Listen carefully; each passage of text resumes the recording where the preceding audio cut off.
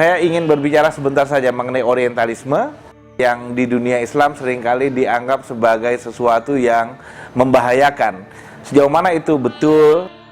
Karena kita tahu bahwa Islam sebenarnya adalah satu peradaban yang sangat percaya diri.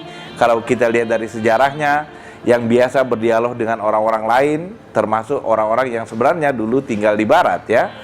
Jadi apa yang disebut sebagai peradaban Barat. Bahkan para sarjana Muslim seperti Ibn Rushd dulu adalah seorang yang sangat berpengaruh di dunia Barat. Jadi dialog antar pemikiran di antara Islam dan Barat sebenarnya adalah sesuatu yang sangat umum. Nah, istilah orientalisme itu berawal dari kata orient dalam bahasa Inggris, tapi awalnya bermula dari bahasa Prancis, ya, yang artinya timur. Yang dimaksud dengan timur di sini adalah yang dilawankan dengan Barat, dan itu secara harfiah itu dimaksudkan sebagai tempat di mana kita tahu di mana matahari terbit, ya, dan kemudian ke barat di mana dia tenggelam.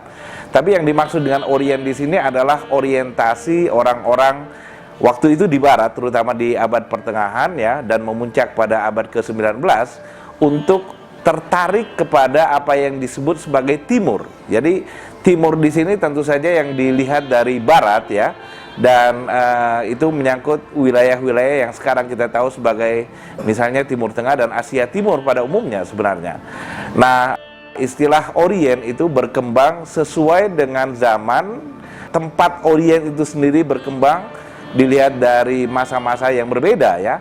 Nah, belakangan ini orient sebenarnya sebagai objek studi atau minat sastra atau lukisan itu menyangkut Asia pada umumnya sebenarnya, tetapi belakangan ini dia menjurus tidak lagi berbicara mengenai Jepang atau Korea atau Cina dan sebagainya, tetapi hampir identik dengan yang disebut orientalism itu yang studi-studi mengenai Timur Tengah atau wilayah yang sangat didominasi oleh kaum muslim, dan dia hampir diidentikan dengan studi-studi mengenai Islam.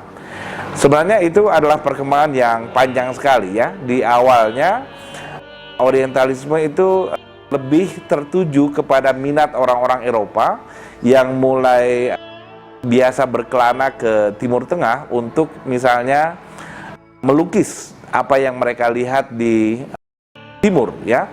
Muncul misalnya lukisan-lukisan yang rada eksotik mengenai Timur dan sebagainya, dan itulah yang kemudian berkembang menjadi satu disiplin khusus mengenai yang disebut sebagai disiplin-disiplin mengenai hal-hal yang ada di Timur, yaitu Oriental Studies gitu, ya. Nah, apakah mereka semua satu pandangan mengenai Timur? Tidak, ada berbagai pandangan, ya. Salah satu yang menarik misalnya adalah yang dikembangkan oleh seorang pengamat Islam di pertengahan abad ke-20 yang namanya Wilfred Cantwell Smith, dan kita bisa berbicara panjang lebar mengenai tokoh ini. Tapi yang menarik adalah salah satu yang dia bilang mengenai Islam, dia menyebutkan bahwa apa yang saya katakan mengenai Islam itu hanya baru betul atau baru bisa diterima atau saya puas mengenainya kalau umat Islam sendiri menyatakan ya terhadap apa yang saya katakan itu. Itu adalah prinsip yang berkembang jauh sesudah awal orientalisme tumbuh, ya. Wilfred Cantwell Smith sendiri itu pernah mempelajari Islam di India, di Indo-Pakistan.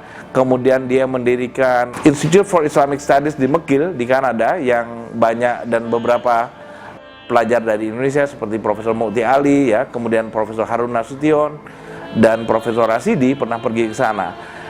Nah, salah satu prinsip yang dikembangkan oleh Wilfred Cantwell Smith ini adalah seperti yang saya sebutkan tadi, bahwa apa yang saya katakan mengenai Islam baru saya puas dan baru betul kalau orang Islamnya sendiri menyatakan ya, amin, menyatakan amin terhadap apa yang saya katakan itu.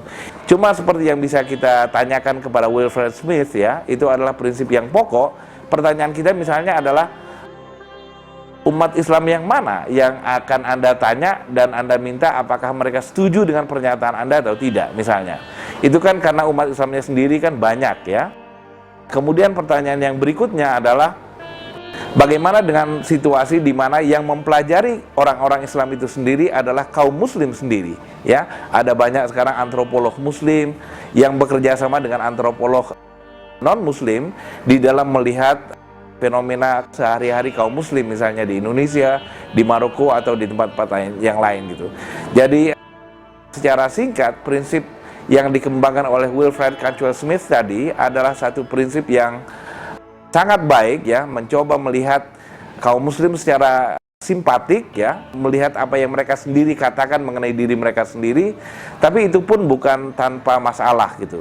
Tapi itu memperlihatkan perkembangan yang sangat menarik dari sejarah orientalisme yang lama, yang sekarang ini bahkan melibatkan kaum muslim sendiri ya. Pada tahun 1978 terbit satu buku yang sangat penting dari Edward Said namanya.